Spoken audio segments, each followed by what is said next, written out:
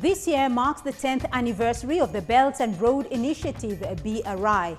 The initiative is a significant global infrastructure and development program initiated by China. BRI has transformed the global economic and geopolitical landscape, promoting connectivity, trade and cooperation among countries. Now, this initiative has been nothing short of transformative. In Africa, it has led to the construction of an extensive network of roads, railways, ports and airports. Transportation and trade links between China and African countries have significantly improved. The flow of goods, capital, services and ideas are seamless.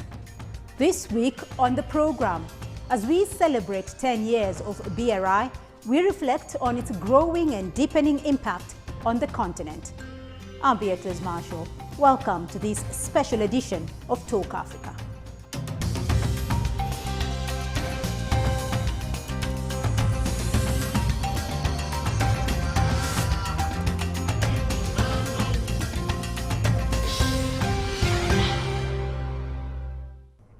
Well, let's now bring in our panel of experts. In studio with me, Ambassador Erastus Mwencha, BRI Council member and former Deputy Chairperson of the African Union Commission. Joining us from Marrakesh in Morocco, Hannah Ryder, CEO, Development Reimagined. And in Pretoria, Kofi Kwaku, African Affairs Analyst and Senior Research Fellow at the Center for Africa-China Studies. Also joining us here in studio, students from the United States International University, live audience with us today. Thank you all very much for being a part of this discussion. A warm welcome to you all and thank you for joining us in this discussion. Ambassador Mwencha, let me start off with you because you were at the Deputy Chairperson of the African Union Commission 10 years ago when the BRI, when Africa joined the BRI journey. First of all, can you provide for us an overview of the BRI in the African continent at the time and today? The cooperation between China and Africa has always been focused in 3-4 areas. One is infrastructure development. Africa has a huge deficit when it comes to developing this infrastructure to be in the state that it should be to support trade and development in general. And of course, this goes in many areas. Right. Infrastructure which has got to do with sea routes, ports, including airports, rail, road, and even other types of infrastructure like energy and the rest. And the deficit for Africa is well over 130 or so billion US dollars annually. So BRI comes in, and the BRI has now overtaken any bilateral, including World Bank, in supporting Africa to address the infrastructure needs. In addition to that, of course, one of the greatest focus of Africa is education, empowering the youth of Africa, because Africa is the youngest continent on earth.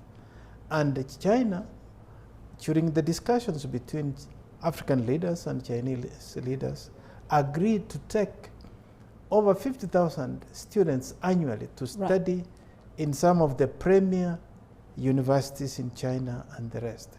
And of course, the third area is in the area of trade. China has emerged to be trading partner number 1 for the continent. By the year 2000, trade between Africa and China was just about 10 billion. As we speak now, it's well over 300 billion. And thanks to this cooperation and framework for cooperation. And then of course, the fourth one is investment, where China has emerged to be one of the biggest. These are the priorities of Africa, and PRI and priorities of Africa are synergistic. So, Kofi, we've heard that there's a large number of African countries that have joined the BRI. Actually, 52 African countries have so far joined the BRI. Clearly, Africa considers China as a partner in the progress of development, in the progress of infrastructure. What are the ambitions of African countries when it comes to development? What do you see as the direct benefits of the BRI for the continent to date? There are 2 areas that I think that are important. I think the ambassador just hit the high level policy, very sort of elite level to deal with.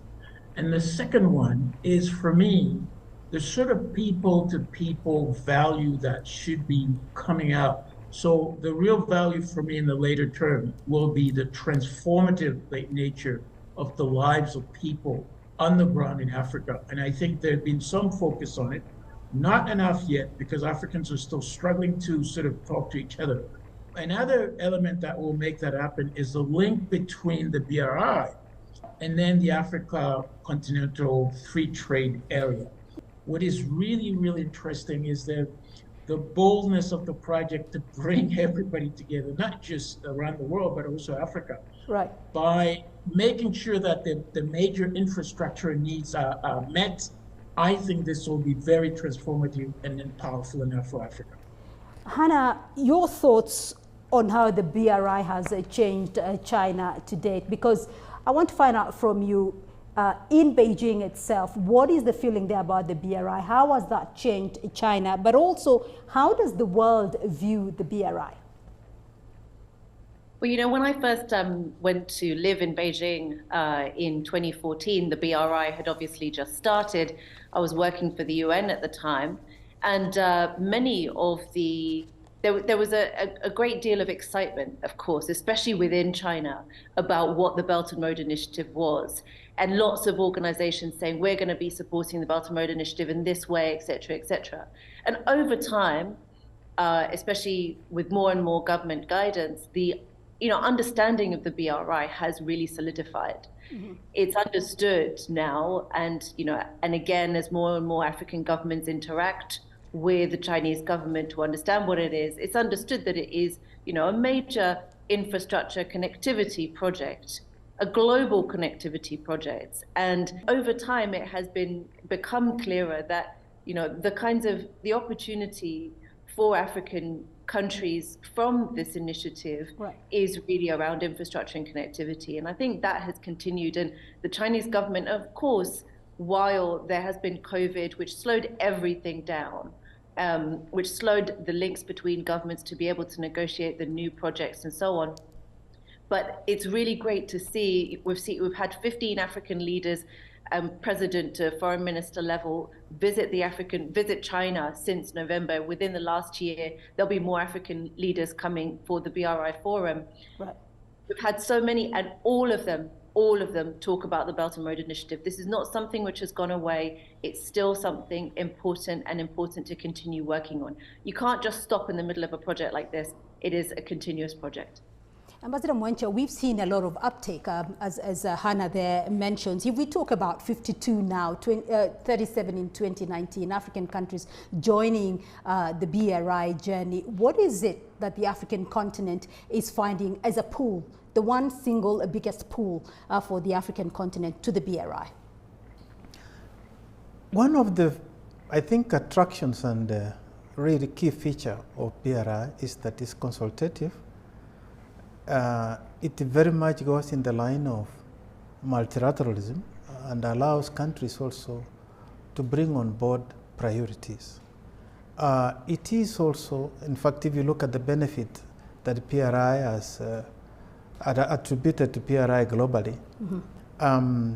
And these are studies which have been conducted by think tanks outside China or even Africa. In fact, I saw one, I think UK study, which shows that if you look at PRI contribution to global GDP, it's estimated to be between 2.6 to 3.9. That's a huge contribution. In fact, measured in real terms, it says that contribution to global GDP or PRI annually is about $7 trillion. That's a lot of benefits that is flowing out of it. And the third, of course, if you look at even in the area of trade, trade has been growing at a rate of about 4%.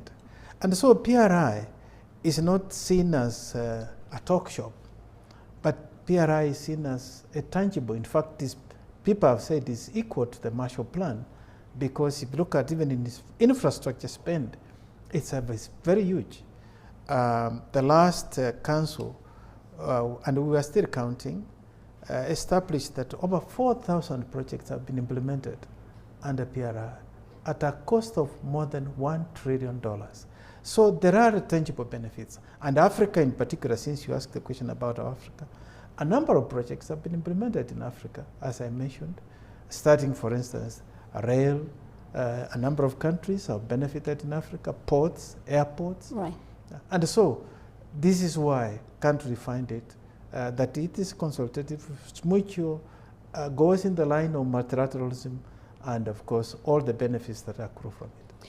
Hannah, we saw a few years that the European Union institutions, though, and the European Union member states launched a similar initiative of investments of up to around 300 billion euros there, called the Global Gateway. How does that compare to the BRI, and is it seen as more an us versus them situation? What have been the benefits or repercussions of the Global Gateway? Well, again, at the time, the way that the Global Gateway and other initiatives were presented was almost as competitors to the BRI. At the same time, when you think about it from an African perspective, there's not an issue of competition here, especially when we're talking about infrastructure. Infrastructure has massive financing gaps. The ambassador was talking about it. Just in Kenya, for example, my firm has estimated that in order for us to meet the Sustainable Development Goals, in terms of making sure that we have enough infrastructure to meet basic access to water, electricity, that everybody has that to the internet, we need to be spending 14 to 21 billion US dollars a year. Mm-hmm. That's from both domestic and external sources of finance, which would take up a massive amount of our GDP, 14 to 21% of our own GDP. We need external finance, so we need everybody in there. We need China in there. We need the European Union in there. We need the multilateral banks in there to be supporting. Right. And one of the aspects about Belt and Road Initiative, what was so refreshing about it, and I think what's helpful in a way that it stimulated others to think about this, is to fill this infrastructure gap. On the African continent, before 2002, we had not had a railway project financed by the World Bank. So there was so many opportunities, and so at least the Belt and Road Initiative has in some ways opened up those opportunities. Whether or not we might not think it's competition, but in terms of the potential and the importance of everybody coming into this gap, I think it's been very helpful. Right. Kofi, I want to get your view here in terms of the geopolitical implications of the BRI in Africa. What impact has this had in terms of relations with Africa's traditional partners? This has been one of the boldest projects in the world, never seen around, very rare. So its success is really rattling the status quo, global powers, the United States, the European Union, and so forth. And so they've been trying to undermine it. So the dynamic of the early enthusiasm and excitement about, the great, bold project of the BRI has sort of slowed down a little bit. But I must say, according to the China's foreign ministry, there have been some achievement at close to $1 trillion in sort of value, and between $1 and $2.7 trillion. 420,000 jobs created, and then 40 million per se of people taken out of poverty. I think if you look at this in comparison to the size of Africa and population, it's very small, yet it's a good dent. And what we haven't seen from Europe is just beyond the word, beyond the paperwork, even with the World Bank. I mean, as a young man, I worked for the World Bank for close to 10 years almost. And it's just there's a great deal of talks, very little on the ground. And I think the difference with the BRI and the World Bank project in large part is that we're seeing something happen. Of course, we're hoping that by, let's say, 2049, which is a very critical time horizon, we'll have at least more than 1 billion people taken out of poverty, if not perhaps half of it. And what I really like for me is that transformative nature I'm talking about. It shouldn't stay at the elite level where they're talking about, paperwork and this. People need to feel it on the ground. And I think the 800 and so million people taken out of poverty in China must be an indicator for us, but also a lesson how do Africans really benefit from the BRI in that form of way? But most important, that we are not the beggars all the time. There's a very powerful Chinese story that talks about the beggar with the golden bowl, and Africans are almost like that. We have the gold, we have the golden bowl, but we're still begging. And I hope this project will transform Africa in a meaningful way in the next decade or two. So Hannah, I want to come to you with a question of challenges, because obviously, we've talked about the progress of the BRI so far over the last 10 years, but it has not been without concerns from participants on the African continent. What are some of the challenges and the criticisms that have come as a result of the BRI? Well, I think the BRI is caught in a very strange place. At the same time, there's criticism. At the same time, there's obviously significant benefits. And for instance, there are certain concerns over environmental and social standards, and kind of whether the projects are really delivering what they need to. Are they really delivering enough growth, and so on. I always talk about how in China the experience has been you build the nests and then the birds will come. And again, this is a way of thinking about how you build infrastructure in a way that you stimulate growth. And one of the concerns has been, are the BRI infrastructures projects really going to stimulate enough growth? Should they be going ahead, or are they even white elephants? And I think slowly over time we will see those concerns really going away. Mm-hmm. But at the same time, what we do really need is continuity, because you need to keep building those nests. You need to keep going with it. And I think that's one of the biggest challenges at the moment. And I hope this kind of 10 years anniversary reignites the interest from all sides into really making sure that we continue with building the infrastructure that we need on the continent. I would also say I would not say it's been necessarily a challenge which has been talked about, but if you look at many of the BRI projects, one of the useful aspects of them is that they are really regional connectivity projects. But again, many of them don't always go across countries, but that's where a great deal of opportunity lies. So again, a future challenge for the BRI is definitely in terms of trying to kind of think, well, how do we do more of the cross-country work? How do we do more of those types of projects, which again, many other finances just aren't ready to do. But we've seen Chinese finances being able to think about these things differently and being able to take the kinds of risks that we need on our continent. Ambassador Mwencha, one of the criticisms of the BRI has been the talk over debt dependency for African countries that are on that journey of the BRI. Your take on that? This is one of what I would call assertions that has not been able to be proved. There have been a number of studies done, even in the US itself, mm-hmm. by some institutions in the US, which show that this is more of a perception than a reality. Of course, Africa is indebted in many ways, but it is nothing to do with PRI as such. The debt, in fact, if you look at the debt stock of Africa, comes from a myriad of sources, from Eurobonds, bilateral, World Bank, IMF, and the rest. And of course, there have been supports from China. And a lot of propaganda was spelled out saying, China is taking Zambia, electricity, is taking a port of Mombasa, which is never true. Right. It has never been at any stage anything about that. And so this is all what I would call fears of the West. For one, perhaps, I would call it's a perception that is not informed, not in any way founded on the ground, and the facts on the ground do prove that that has not been the case. Now, concerning debt itself, the goodness, even in some cases where there has been debt that extended, whether it's under PRI or China, right. There has been very good understanding between the indebted countries and China.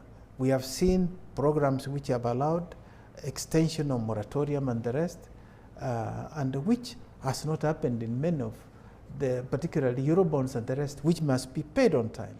And so this is also another good thing, that under PRI, it is not, one would say, under extreme, call it strict commercial terms, Many of these, like if you consider the rail from Mombasa to Nairobi, there is an element of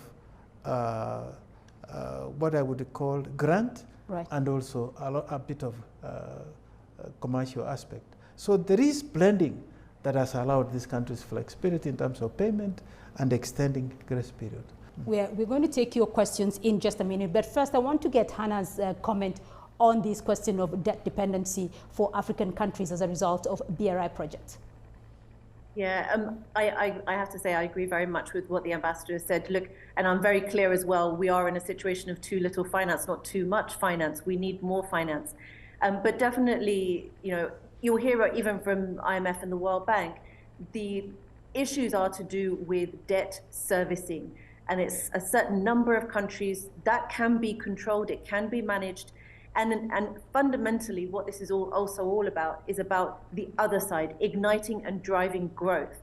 And as was mentioned by Kofi earlier, there have been studies about how the Belt and Road Initiative, the projects undertaken, have contributed to igniting growth. And we know that infrastructure contributes to growth. So it is very important to just keep on going on that path, to keep on building. You know, it's really about the quality of debt as opposed to the quantity. The quality of making sure that what you're investing into, you're putting it into capital, which is going to create extra growth that you wouldn't have never had before. That's the kind of activity that needs to be done. And I think there's lots of evidence to suggest that many BRI projects do exactly that.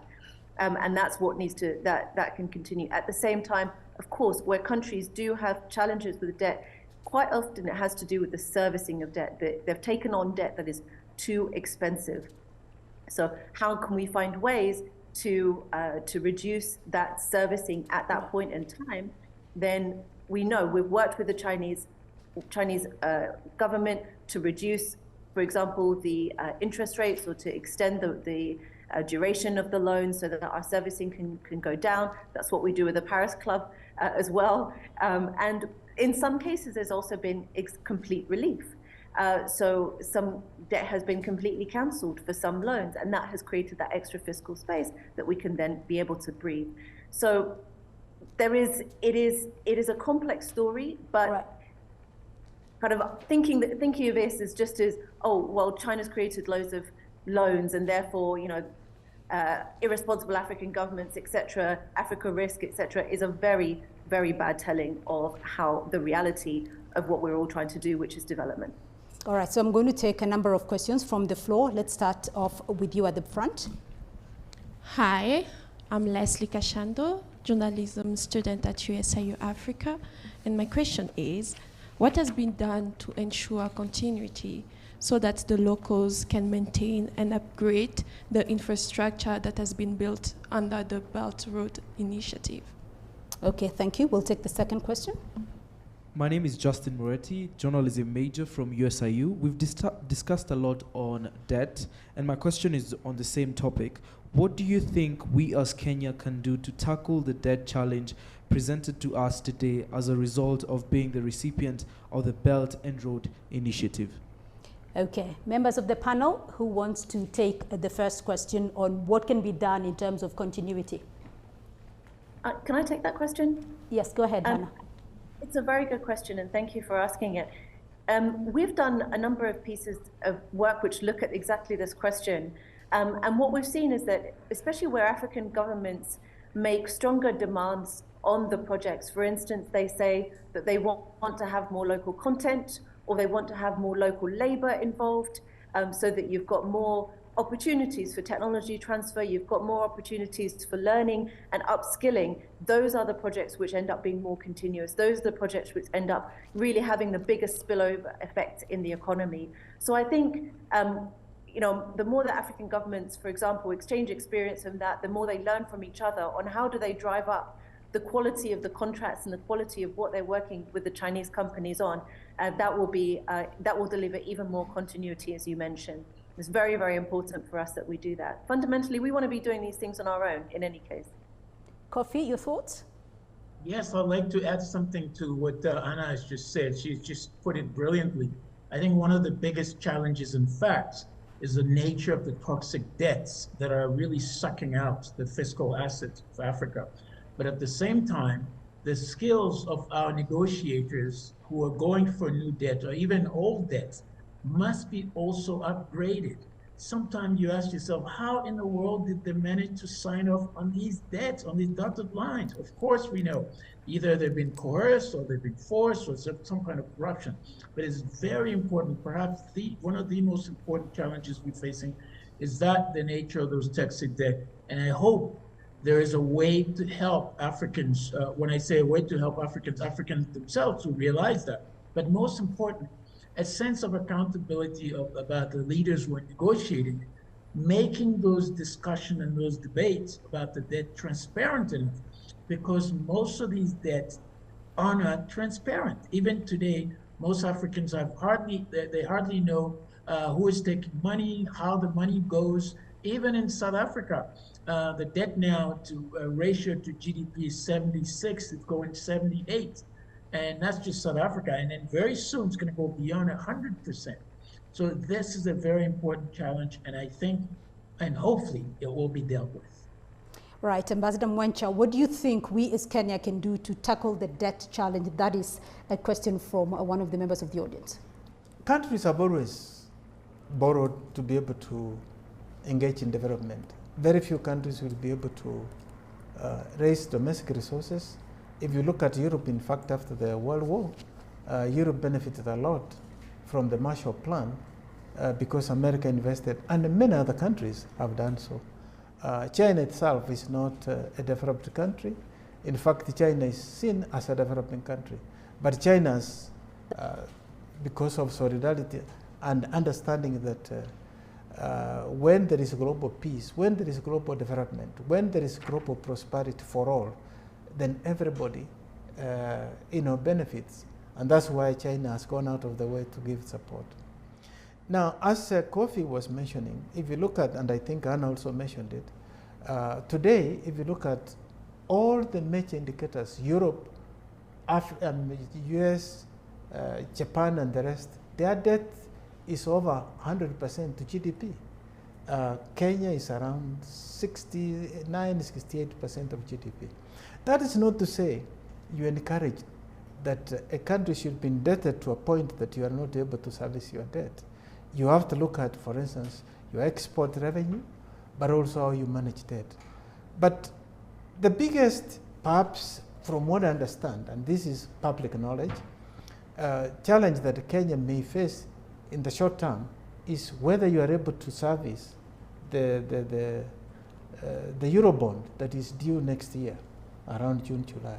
And all indicators are, from the Treasury and the others, that Kenya has taken steps to do that, to service that loan. Given the fact that then if you address that, the rest of the debt, I think, as given what we mentioned earlier, Kenya should be able to manage the debt and continue, of course. Then, of course, they may not have enough fiscal room to be able to do more, given the ambitious government program that it has. All right, thank you very much for that insightful discussion. On that note, let's take a short break. And when we come back, we will delve into the challenges facing the Belt and Road Initiative, explore possible solutions, and look to the future. To stay with us.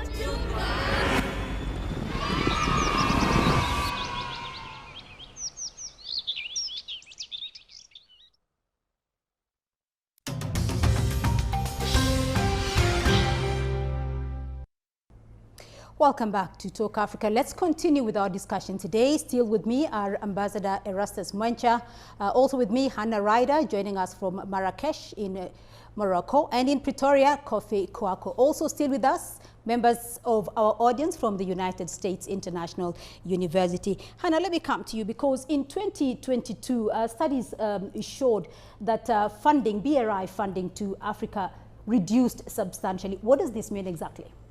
Well, I think it's still very, very unclear what it means, partly because, obviously, because of the COVID pandemic, we had very few opportunities for African leaders as well as Chinese leaders to visit regarding these types of projects and possibilities. So the question is, what will happen in 2023 and 2024 and thereafter? We still need to wait to see. What we do know is that there have been many African leaders now this year, because of the restrictions being removed, being able to go to China. We've seen 15 leaders so far within the last year, and all of them have talked about Belt and Road Initiative. All of them have talked about how infrastructure financing remains crucial and have been putting forward ideas for that. So I think we can expect an uptick. Right. Kofi, are we seeing any shift in focus, though, in the implementation of Belt and Road? It's not yet there. And this is one of the challenges, I think, for me, the biggest challenge that I see is the nature of the Belt and Roads. It's a bit of an elitist project to a large degree. However, we're counting on China to translate that gap between the sort of macro level policy talks, very technical sounding things, into very practical thing on the ground, as they've done very well. And one thing to do for me is to look at the campaign and information campaign and education, to educate people on the ground. So that leads to the fact that the people-to-people element is still very weak. I mean, you're talking about it, the movement of people between China and Africa is still not quite very easy. Mm-hmm. We know in South Africa, Chinese are struggling to come in and other places as well. But most important, if these can be sort of looked at and improved, I think that people to people as part of the society and cultural element of the BRI, which I believe is perhaps the most transformative element of the project, should be taken care of. Hannah, in recent years, we've been hearing about the term small and beautiful projects. Explain to us exactly what does this mean, and what does this mean in relation to the BRI projects? Yes, I was going to come to that, in fact. So it's also worth remembering that since BRI and also since COVID, the Chinese government has also announced other initiatives like the Global Development Initiative, the Global Security Initiative, and Global Cultural Initiative as well. And the question is, are these going to be replacing BRI? And I think it's clear that they're not replacing, they're a complement. People are slowly understanding that. But there is also an idea, especially from Chinese stakeholders, that perhaps they should also be not just looking at large infrastructure projects, but also some of the perhaps smaller but still quite transformational, and especially for African governments that do not, for their own internal decisions, that do not want to be taking on large loans. Mm-hmm. Perhaps they want to be doing more private-public partnerships. Can they also be using and attracting foreign direct investment from China into projects like the expressway in Nairobi, for example, which is a PPP, and it doesn't cost as much as a railway, for example, but there's still some operational elements that the Chinese can invest into, and also you can have local investment into, and so on. It can be that kind of partnership, and I think that is also what's envisioned more and more with the Belt and Road Initiative, that it would not just be the large infrastructure, but also other types of infrastructure projects, which is still transformational, but still, but nevertheless may not cost as much, and also look slightly different on the balance sheets of governments. Ambassador Mwencha, you sit at the BRI Council. Tell us more about the complementarity of the smaller and beautiful projects in relation to the BRI. It is generally agreed that there has got to be synergy between what you call large-scale and medium-scale industries. And in fact, if you look at what really keeps the economy ticking and resilient, it is the small type of enterprises that keep the economy going.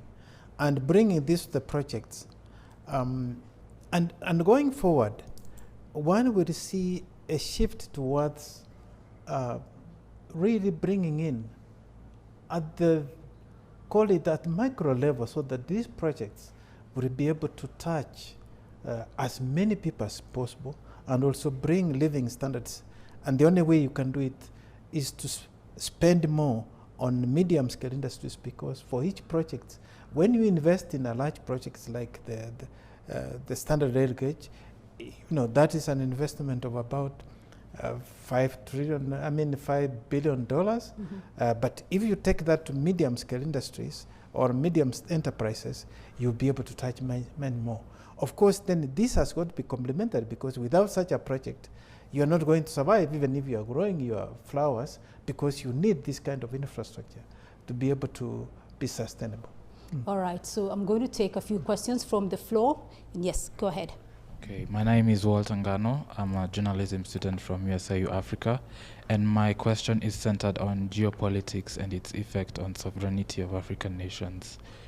So we've had a foreign influx of, these foreign nations and organizations into Africa with the goal of pushing development, with the EU with the Global Gateway and China with BRI. So this can bring an issue when there are such countries and their interests are at stake. So what level of autonomy and control do African countries retain in areas such as development, democracy, and economic growth in this matter? And what is the role of such foreign nations and organizations in ensuring that the sovereignty of these African countries is maintained? One of the important features about Chinese cooperation is that it's very much a government to government, and some people think that's not good, some people do, but it does mean that sovereignty is at the forefront of it. With China, if you don't ask, you don't get. So you do need to put forward, African governments will usually put forward projects for selection. They will say, these are the ones that we would like. They will also say, these are the conditions that we want within these. We want to have these labor standards, or we want these local contents. And if they don't, then that's open. But what's also important, and again to distinguish Chinese finance, is that, and the reason why, for instance, since 2000, we've had 48 African countries have been able to take a loan from one of the Chinese policy banks. And there's no other bilateral donor that can really say that they've managed that, even with the big global gateway process across the European Union. Can they say that they've been able to do that for infrastructure projects? No. And why is that? It's really because of this way of looking. One, it's a kind of Chinese approach to development, thinking about how you build nests and then the birds come. But it's also about looking at a project on the basis of the project as opposed to the country. So it doesn't matter if a railway is in Chad or if it's in Kenya. You look at the railway, does it make sense as a railway? There's no kind of country risk. This country is inherently risky, etc., which in many ways, many other donors and also private sector have significant biases around those sorts of issues. So that's why there's been more finance from China to a broader range of countries. And again, that's why Belt and Road Initiative has been able to reach so many, because it really does, because the footprint is there already. The footprint is established and well understood. All right, so I'm going to get your winding up comments, members of the panel, as I take the final question from at the back there. Hi, my name is Yifan, and I am also a journalist student from Tsinghua University in China. And I am more interested in the changes that the BRI has brought to the African people. So my question would be, how will the BRI help the African countries remove poverty, given that China has made huge progress in poverty alleviation in its own country, and that poverty is still a huge problem in this continent? Okay, members of the panel, as you wind up, your final comments as you answer that question on how the BRI can assist Africa in its poverty eradication methods. Well, for me, it's quite clear that the much stronger link between the BRI, the value of the BRI, the sort of success of what we've seen so far, not just at a policy level, but also on the ground, because that's what really has informed the power of what has happened in China in terms of poverty reduction, is that things are thought through, but they're also put into practice very quickly to reiterate them, to create innovative things, to change the lives of people. It's not just a policy level.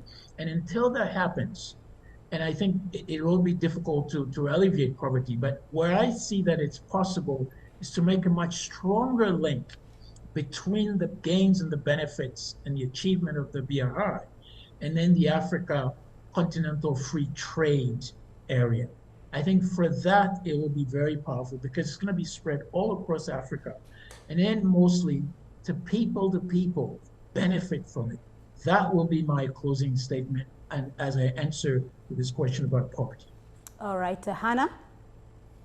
So I think there's three ways in which it will be able to do that. Number one, if it continues to and kind of picks up the pace again after COVID-19, really make the next 10 years a further impact, especially on the African continent, have a strong, even stronger focus on the African continent in terms of infrastructure. Number two, I think doing even more, linking very much to what Kofi was saying, linking even more into cross-country regional projects. I think this is a major way. You're creating markets, you're helping Rwandans meet Kenyans, you're helping and meet those markets, you're helping Ghanaians get into Burkina. All these different ways of coming together. I think if the BRI is more strongly connected to the African Union, PIDA projects, what is known as particular priority cross-country projects, that would be great. And last but not least, go more green, more rail, more digital infrastructure, more smart infrastructure. That will also be the way that we as Africans can utilize the BRI the best. We can leapfrog and we can make the best use of it. Right, Ambassador Mwencha. I see three levels. One, reducing cost of doing business. If you look at infrastructure projects, they reduce the cost of doing business by reducing the cost of inputs, whether it is imports or exports, and therefore expanding opportunities for the population, or call it raising living standards of the people. And one can give practical examples on this. The second level, then I would also address it as a level of education is one of the gateways of breaking barriers to poverty. Look at the number of scholarships available to African students, and those students, each one of them accessing the best of university opportunities to be able to improve their own standards of living. And one can go on. But also the fact that now you are shifting towards digital economy. It has the potential, for example, in a country like Kenya, which is more or less like the Savannah Silicon. This is also going to be a huge opportunity for Kenya to embrace digital economy, to be able to move to the next level of industrialization, or a fourth industrialization.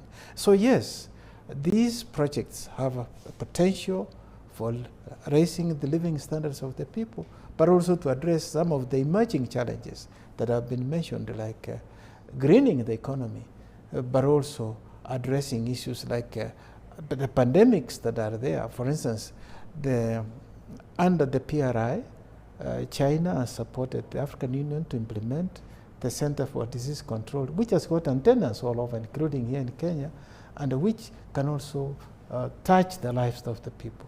Yes, there are many spin-offs, but which also directly touch on the living standards of the people by improving their socio-economic well-being. Indeed, and we leave it there for today. And that's all we have time for on this special edition of Talk Africa. A big thank you to our guests. In studio, Ambassador Erastus Mwencha, BRI Council member and former Deputy Chairperson of the African Union Commission. In Marrakesh, Morocco, Hannah Ryder, CEO Development Reimagined. And in Pretoria, South Africa, Kofi Kwako, African Affairs Analyst and Senior Research Fellow at the Center for Africa-China Studies at the University of Johannesburg. And our live audience from the United States International University, thank you for being here with us today. Remember, you can be a part of this conversation through our social media platforms on Facebook and X, formerly Twitter. And you can watch this and other editions of Talk Africa on our YouTube playlist.